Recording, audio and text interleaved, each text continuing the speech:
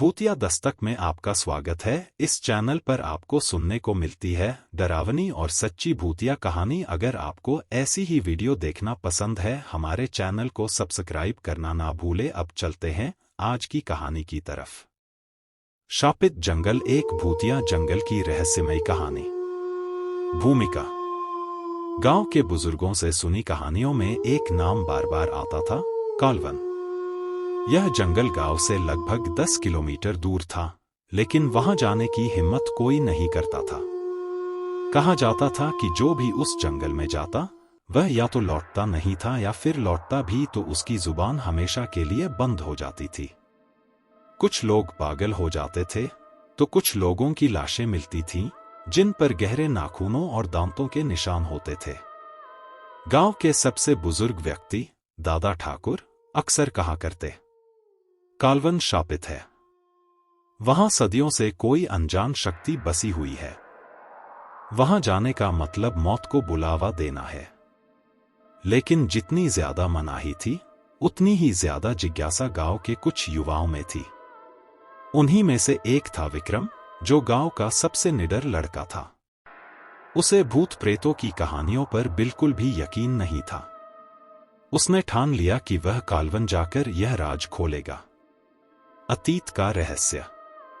इस जंगल से जुड़ा एक पुराना किस्सा था जिसे बहुत कम लोग जानते थे। कई साल पहले यहां एक गांव हुआ करता था, जहां राजा अजय सिंह का शासन था।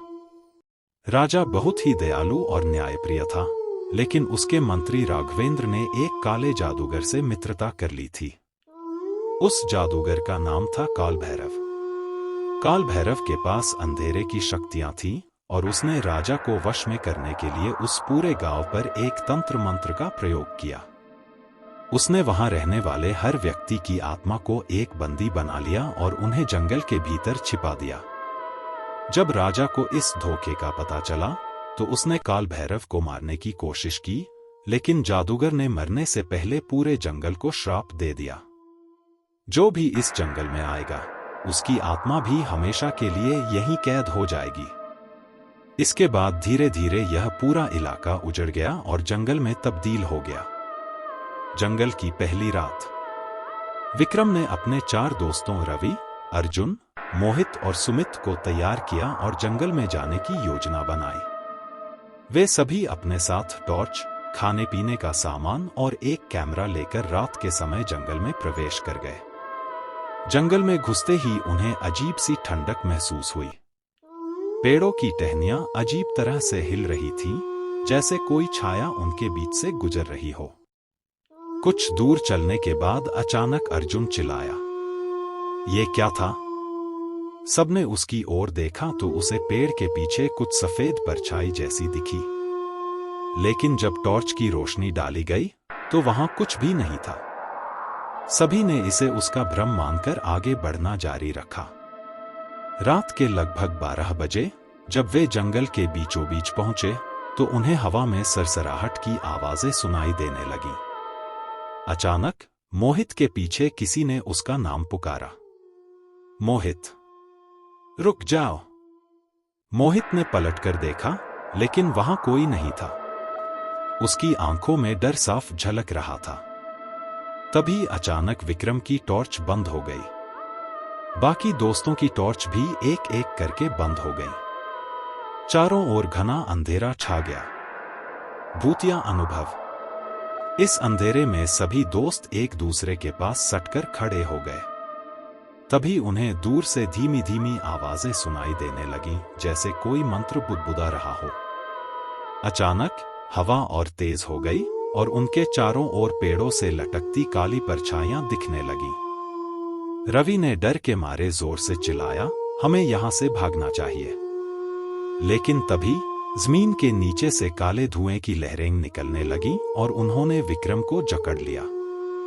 विक्रम जोर से चीख पड़ा, "बचाओ!" बाकी दोस्तों ने उसे खींचने की कोशिश की, लेकिन विक्रम की आंखें लाल हो गईं और उसकी आवाज बदलने लगी। वह जोर जोर से हंसने लगा, "अब तुम सब यहीं रहोगे?" यह विक्रम की आवाज नहीं थी। उसके शरीर में कोई और आत्मा प्रवेश कर चुकी थी। सभी दोस्त डर के मारे भागने लगे। लेकिन जंगल के रास्ते अचानक बदलने लगे, जैसे कोई अदृश्य शक्ति उन्हें भटका रही हो। रहस्य का खुलासा।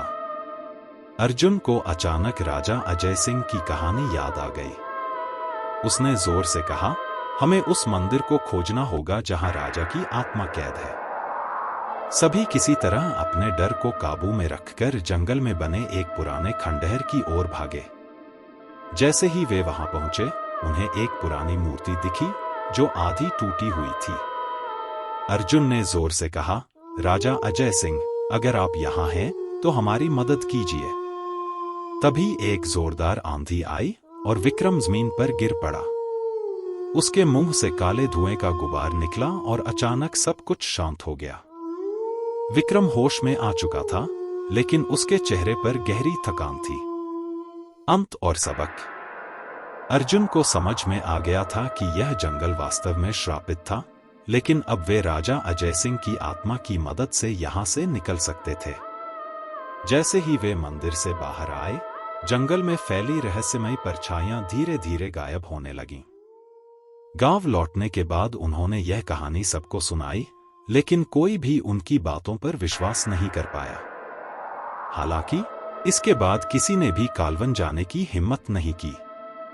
कुछ रहस्य ही रहने के लिए होते हैं, और कुछ जंगल हमेशा के लिए शापित। क्या आप कभी इस जंगल में जाना चाहेंगे?